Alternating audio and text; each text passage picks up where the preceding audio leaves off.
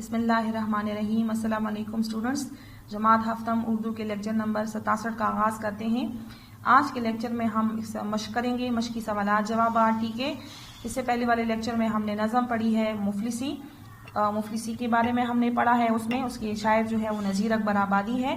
ابھی ہم اس کے مشقی سوالات کریں گے، تو آپ اپنی پینسل اٹھائیں، رف نوٹ بک نکالیں اور اپنے کتاب کا صفحہ نمبر 121 کھولیں۔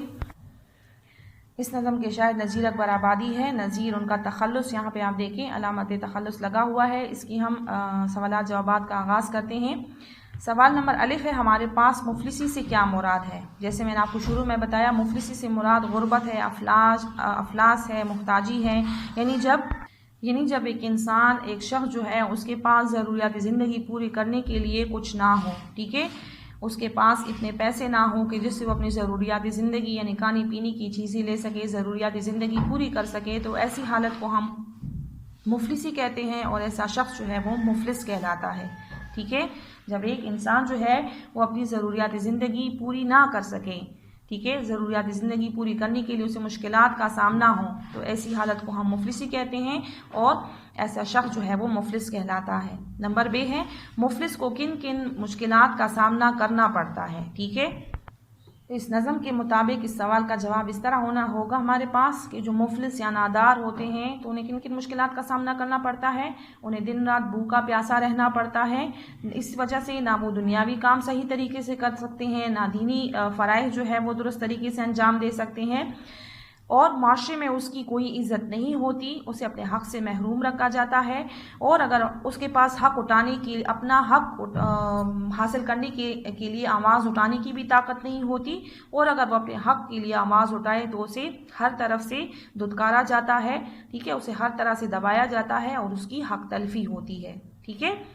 اچھا، سوال نمبر ج ہے ہمارے پاس، مفلس کو دے ہوئے ایک تو نگر کو چار چار، اس سے کیا مراد ہے؟ یہاں پر ہم نے پڑھا ہے اس کو، تو اس سے مراد شاعر کا اس سے مراد یہ ہے کہ ہمارے معاشرے میں دولت کی تقسیم جو ہے وہ صحیح نہیں ہوتی، ٹھیک ہے۔ مفلس کو، محتاج کو، جو غریب ہوتا ہے اسے اس کے حق سے محروم رکھا جاتا ہے۔ اگر کوئی چیز تقسیم ہوتی ہے تو مفلس کو ایک چیز، اور دونگر جو مالدار ہوتا ہے اس کو زیادہ، یعنی چار چار وہ چیزیں ملتی ہیں اس کے مقابلے میں، یعنی مالدار لوگ جو ہے یا جو جن کی پہنچ ہوتی ہے، جن کی رسائی ہوتی ہے، تو وہ زیادہ چیز حاصل کر لیتے ہیں، اور غریب جس کا معاشرے میں کوئی مقام نہیں ہوتا تو وہ اپنے حق سے محروم رہتا ہے۔ اس کا دوسرا مطلب یہ بھی ہو سکتا ہے کہ اس کو اپنے حق سے محروم رکھا جاتا ہے، اور مالدار لوگ جو ہے وہ اس کا حق مارتے ہیں، ٹھیک ہے۔ سوال نمبر د کو دیکھیں، آخری بند میں شاعر نے کیا دعا کی ہے؟ آخری بند میں شاعر نے یہ دعا مانگی ہے کہ دنیا میں جتنے بھی لوگ ہیں، چاہے وہ بادشاہ ہے یا فقیر، یعنی بادشاہوں سے لے کر فقیروں تک، ہر انسان کو اللہ تعالیٰ مفلسی سے بچائے، اللہ تعالیٰ اسی مفلسی میں قید نہ کرے، ٹھیک ہے، اور مفلسی سے اسے نجات دلائیں، اللہ تعالیٰ اسی مفلسی سے اس کی حفاظت کریں، کیونکہ مفلسی کی وجہ سے عزت دار لوگ جو ہے وہ ایک لمحے میں اپنی عزت کو دیتے ہیں، کم تر اور حقیر ہو جاتے ہیں، اور مفلسی کی بہت زیادہ خرابیاں اور برائیاں ہیں، تو اللہ تعالیٰ ہر طرح کے مفلسی سے ہمیں بچائیں، اور اللہ تعالیٰ ہماری حفاظت فرمائیں، ٹھیک ہے۔ دوسرے پیج پہ آپ دیکھیں 122 صفحے پر ہمارے پاس سوال ہے، اس نظم کا مرکزی خیال تحریر کریں، ٹھیک ہے۔ اس کا مرکزی خیال اس طرح ہوگا کہ اس نظم میں شاعر نے مفلسی یا غربت کی بہت سی خرابیاں بیان کی ہیں، برائیاں بیان کی ہے، مفلس لوگوں کو زندگی گزارنے کے لیے بے حد جتن کرنے پڑتے ہیں، انہیں اپنی ضروریات زندگی پوری کرنے کے لیے بے حد کوششوں اور تکالیف کا سامنا کرنا پڑتا ہے، انہیں دن رات بھوک و پیاس کا سامنا ہوتا ہے، مفلسی کی وجہ سے معاشرے میں ان کی کوئی عزت نہیں ہوتی، انہیں حقیر و کمتر سمجھا جاتا ہے، اور ہر طرح سے ان کی حق تلفی ہوتی ہے، اور اس مفلسی کے نقصانات اور اذیتوں کا احساس صرف اس شخص کو، اس بندے کو ہوتا ہے جو اس حال سے گزرتا ہے، ٹھیک ہے۔ نظم کی دوسری بند کی تشریح کریں۔ دوسرا بند ہمارے پاس ہے، جو اہل فضل آل مفاضل کہلاتے ہیں، مفلس ہوئی تو کلمہ تلک بھول جاتے ہیں، پوچھے کوئی الف تو اسے بے بتاتے ہیں، جو غریب غربا کے لڑکے پڑھاتے ہیں، ان کی تو عمر بھر نہیں جاتی ہے مفلسی۔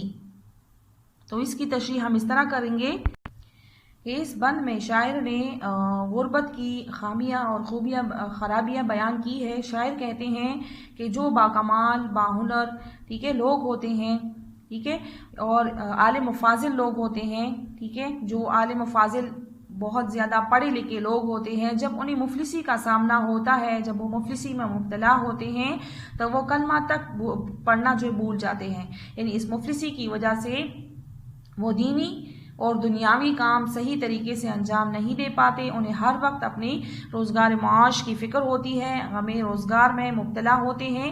اگر ان سے سوال پوچھا جائے تو وہ اس کا الٹا جواب دیتے ہیں، اور وہ لوگ جو غریب غربا کے لڑکوں کو پڑھاتے ہیں انہیں اتنی تنخواہ نہیں ملتی کہ وہ اپنی ضروریات پوری کر سکے، تو ساری عمر بھر یعنی ساری زندگی ان کی مفلسی جو ہے وہ ختم نہیں ہوتی، اور ان کے پاس اتنے پیسے نہیں ہوتے جس سے وہ اپنی ضروریات زندگی پوری کر سکے، اور نہ انہیں اپنی غربت ختم ہونے کی امید نظر آتی ہے۔ ٹھیک ہے، اس سے آگے ہمارے پاس سوال ہے، ہم اپنے ملک سے غربت دور کرنے کے لیے کیا کچھ کر سکتے ہیں؟ ٹھیک ہے، تو اس کے بارے میں اس کا جواب ہمارے پاس اس طرح ہوگا کہ اپنے ملک سے غربت دور کرنے کے لیے ہمیں تعلیم کو عام کرنا چاہیے، ٹھیک ہے، غریبوں کی زیادہ سے زیادہ مدد کرنی چاہیے، اپنے زکوٰۃ جو ہمارے معاشرے کے جو صاحب حیثیت لوگ ہیں انہیں اپنے زکوٰۃ اور اپنی عطیات جو ہے وہ مستحق لوگوں تک پہنچانی چاہیے، ٹھیک ہے، غریب کو اس کا حق دیا جائے اور اس کا حق نہ مارا جائے، ٹھیک ہے، روزگار کے مواقع حکومت کو چاہیے کہ وہ روزگار کے مواقع فراہم کریں، ٹھیک ہے، چھوٹے پیمانے پر بڑے پیمانے پر صنعتیں قائم کریں جس میں لوگ جو ہے ان کو روزگار کے مواقع مل سکیں، اور وہ اپنی اتنی تنخواہ ان کو ملنی چاہیے کہ وہ اپنی ضروریات زندگی اس سے پوری کر سکیں، ٹھیک ہے۔ پھر ہمارے پاس سوال نمبر 5 ہے، غریب کے مقابلے میں دولت مند کی معاشرے میں کیوں عزت ہوتی ہے؟ ٹھیک ہے، تو اس کا جواب اس طرح ہوگا کہ دولت مند شخص کا اثر و رسوخ زیادہ ہوتا ہے، ٹھیک ہے، بڑے بڑے لوگوں سے اس کے تعلقات ہوتے ہیں، اس کا دائرہ احباب جو ہے وسیع ہوتا ہے، اس لیے لوگ اس کی عزت کرتے ہیں اور اس سے تعلق رکھنا، اس سے ملنا ملانا پسند کرتے ہیں۔ اس نظم کا خلاصہ تحریر کریں، تو خلاصہ ہم کس طرح کریں گے کہ آپ لوگ شروع سے لے کر آخر تک جو بند میں جتنی بھی نظم میں جتنی بھی بند میں جو باتیں ہوئی ہے ہم اس کو ڈیٹیل سے بیان کریں گے، ٹھیک ہے۔ تو اس کا خلاصہ اس طرح ہوگا کہ اس نظم میں شاعر کہتے ہیں کہ جب ایک آدمی جو ہے، ایک شخص جو ہے اس مفلسی میں مبتلا ہوتا ہے، جب اسے غربت کا سامنا ہوتا ہے تو اس غربت کی وجہ سے اسے بہت سی تکالیف اور بہت سی اذیتوں کا سامنا کرنا پڑتا ہے، اسے دن رات بھوکا پیاسا رہنا پڑتا ہے، اپنی زندگی بڑی مشکل سے گزرتی ہے، اس کی زندگی گزارنے کے لیے اسے بہت جتن کرنے پڑتے ہیں۔ اگر اہل فضل باکمال لوگ ہیں، عالم و فاضل لوگ ہیں، اگر وہ مفلسی میں مبتلا ہوتے ہیں تو اپنا سارا علم اور اپنا سارا ہنر جو ہے وہ بھول جاتے ہیں، انہیں سے اگر کچھ پوچھا جائے تو اس کا الٹا جواب دیتے ہیں۔ جو غریب غربا کے لڑکوں کو پڑھاتے ہیں تو ساری عمر ان کی مفلسی ختم نہیں ہوتی، کیونکہ انہیں اتنی تنخواہ نہیں ملتی، اتنے پیسے نہیں ملتے جس سے وہ اپنی ضروریاتی زندگی پوری کر سکے۔ اسی طرح غریب جو ہے اسے اس کا حق نہیں ملتا، معاشرے میں اس کی حق تلفی ہوتی ہے۔ اگر روٹیوں کی تقسیم ہوتی ہے، کسی چیز کی تقسیم کا وقت آتا ہے تو مفلس کو کم اور تونگر یا مالدار کو زیادہ دیا جاتا ہے، اور اگر مفلس جو ہے وہ اپنے حق کے لیے آواز اٹھاتا ہے تو اسے ہر طرح سے دھتکارا جاتا ہے، اسے دبایا جاتا ہے۔ اس مفلسی کی بے شمار برائیاں ہیں، خامیاں ہیں جس کو بیان کرنا مشکل ہے، یعنی مفلس جو ہے اس کو ہر وقت ہر جگہ پہ مفلسی کی وجہ سے اذیت اور تکلیف کا سامنا کرنا پڑتا ہے۔ اور شاعر کہتے ہیں کہ اللہ تعالیٰ جو ہے وہ تمام لوگوں کو، دنیا کے جتنی بھی لوگ ہیں، چاہے وہ امیر ہے یا غریب ہے، بادشاہ ہے یا فقیر ہے، اللہ تعالیٰ سب کو اس مفلسی سے اپنے امان میں رکھے، کسی کو بھی مفلسی میں مبتلا نہ کرے، کیونکہ اس مفلسی کی وجہ سے عزت دار لوگ جو ہے وہ ایک لمحے میں اپنی عزت کھو دیتے ہیں، وہ حقیر اور کم تر بن جاتے ہیں، لوگ ان کی عزت نہیں کرتے، اور اس مفلسی کی وجہ سے اسے ہر وقت جلنا اور کڑنا پڑتا ہے، اور اس مفلسی کی جو اذیتیں ہیں، اس کی جو نقصانات ہیں، اس کا احساس صرف اس شخص کو ہوتا ہے جو اس حال میں مبتلا ہوتا ہے، ٹھیک ہے۔ آخری سوال ہے ہمارے پاس کہ جملے بنائیں، ٹھیک ہے۔ مفلسی، تونگر، اشراف، اسیر، عمر بر۔ مفلسی کا مطلب ہے غربت، محتاجی، تونگر کا مطلب ہے مالدار، ٹھیک ہے، اشراف، اشرف کی جمع عزت دار لوگ، اسیر قیدی، اور عمر بر ساری عمر، ٹھیک ہے. تو مفلسی پہ ہم جملہ بنا سکتے ہیں. میں آپ کو ایک ایک ماڈل جملہ بنا کے دیتی ہوں، پھر آپ اپنے جملے اپنی رف کاپی میں خود بنا لیں. اللہ تعالیٰ ہر کسی کو مفلسی سے امان میں رکھیں یا مفلسی سے حفاظت کریں، مفلسی سے بچائیں. تونگر معاشرے کے تونگر لوگوں کو غربا کی مدد کرنی چاہیے. ٹھیک ہے. پھر ہمارے پاس ہے اشراف. ہمارے معاشرے میں اشراف لوگوں کی کمی نہیں ہے. ٹھیک ہے.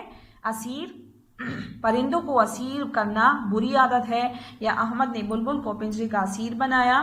عمر بھر، ہمیں عمر بھر اللہ کی رضا کے لیے کوشاں رہنا چاہیے، یا ہمیں عمر بھر خدمت خلق میں لگے رہنا چاہیے. ٹھیک ہے. ہمیں عمر بھر اللہ تعالیٰ کی یا اللہ اور رسول کی اطاعت میں گزارنی چاہیے، کوشاں رہنا چاہیے. ٹھیک ہے. یا ہمیں عمر بھر غریبوں کی مدد کرنی چاہیے، ہمیں عمر بھر اپنے والدین کا خیال رکھنا چاہیے. ٹھیک ہے. تو آپ مختلف جملے اس پہ بنا سکتے ہیں. ٹھیک ہے.